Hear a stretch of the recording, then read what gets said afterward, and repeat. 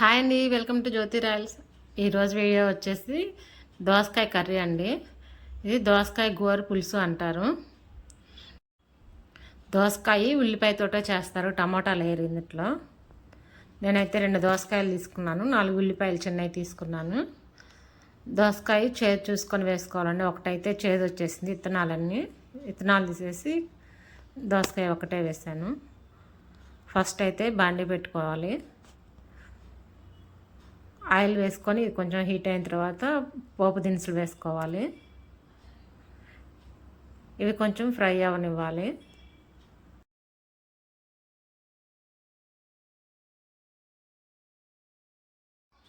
ఇంకా ఇప్పుడు ఫ్రై అయిన తర్వాత ఉల్లిపాయలు వేసుకుందాం. ఫస్ట్ అయితే ఉల్లిపాయలు కొంచెం బాగా ఫ్రై చేసుకోవాలి. ఉల్లిపాయలు కొంచెం బాగా ఫ్రై అయితేనే కర్రీకి టేస్ట్ వస్తుందండి. ఇంకా దీంట్లో కొంచెం కరివేపాకు కూడా వేసుకొని బాగా ఫ్రై చేసుకోవాలి. మధ్య మధ్యలో కలుపుతూ ఫ్రై చేసుకోవాలి.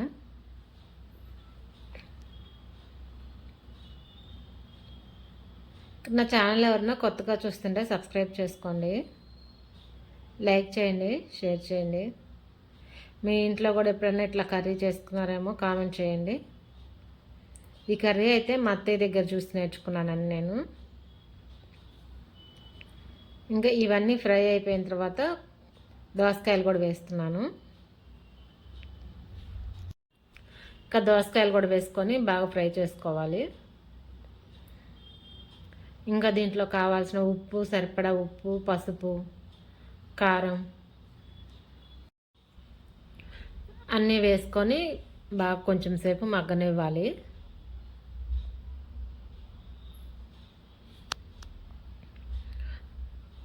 మా అత్తయ్య అయితే ఈ కర్రీని బాగా చేస్తారు.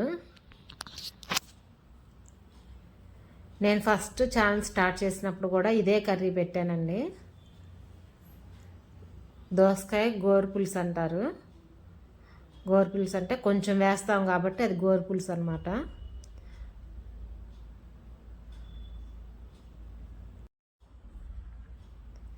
ఉప్పు, పసుపు వేసి కలుపుకుందాము.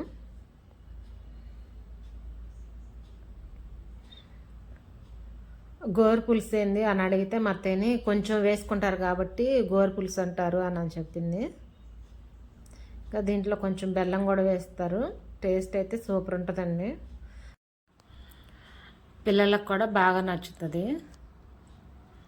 మా పిల్లలు అయితే ముందు దోసకాయ కూర నాకు వద్దు అని అంటారు. కొంచెం తినిన తర్వాత ఇంకా బాగుందని చెప్పి మళ్ళీ వేసుకొని తింటారు. అంత టేస్ట్ ఉంటుంది అన్నమాట.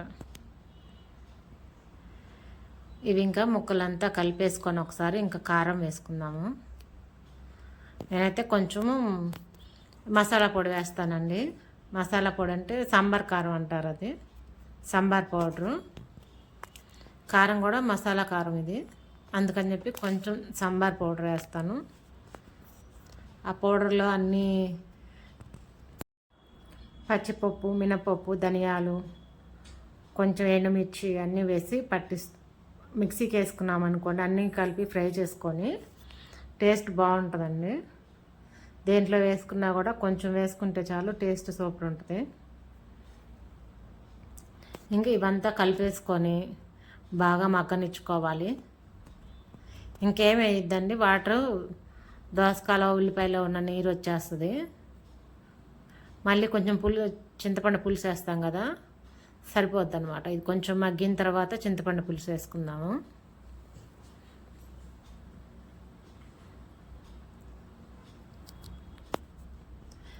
మూత పెట్టేసుకుంటే త్వరగా మగ్గుతుందండి. ఇంకా కొంతసేపు ఆగి మళ్ళీ మూత తీసేసి కలిపేసాను. చిన్న సైజు ఉసిరికాయ అంత చింతపండు సరిపోద్దండి దీనికి. మళ్ళీ ఎక్కువ వేసుకున్నాం అనుకోండి ఇంక దోసకాయ పులుసు అయిపోద్ది అనమాట. అందుకని చెప్పి కొంచెమే వేసుకోవాలి. కొంచెం నానిన తర్వాత కొంచెం బాగా రసం తీసేసి వేసుకోవాలి. ఇదిగోండి కొంచెమే పులుసు వేస్తున్నాను. ఇంకా ఈ పులుసు కూడా వేసి బాగా కలుపుకొని కొంచెం బెల్లం వేద్దాము. బెల్లం వేస్తే ఇంకా టేస్ట్ ఎక్కువ వస్తుంది అన్నమాట. మరీ తీయగా అయితే ఉండదు. బెల్లం వేస్తే కొంచెం పులుపుకి తీపికి రెండు సరిపడా బాగుంటుంది.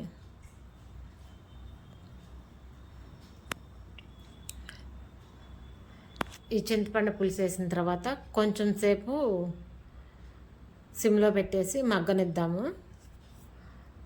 ఒక 5 నిమిషాలు ఉంచేద్దాం బెల్లం వేసిన తర్వాత. ఇది అన్నంలోకైనా చపాతీలోకైనా దోశలోకైనా దేంట్లోకైనా బాగుంటుంది. కానీ అన్నంలోకి అయితే బాగుంటుందండి. వేడివేడి అన్నం వేసుకొని తింటే సూపర్ ఉంటుంది. మీరు ఎప్పుడైనా ట్రై చేశారా ఇట్లాగా? చేస్తే ఎట్లా ఉందో కామెంట్ చేయండి. ఇది మన పాతకాలం వంటేనండి, పెద్దవాళ్ళు చేసుకునేది. ఇంకైతే కర్రీ అయిపోయిందండి. కలుపుకొనేసి ఇంకా స్టవ్ ఆఫ్ చేసుకొనేసి ఇంకా వేడి అన్నంలో వేసుకొని తింటే సూపర్ ఉంటుంది కర్రీ అయితే. ఇంకా ఈ రోజుకైతే వీడియో ఇదేనండి. ఒకసారి ట్రై చేసి చూడండి, ఎట్లా ఉందో కామెంట్ చేయండి.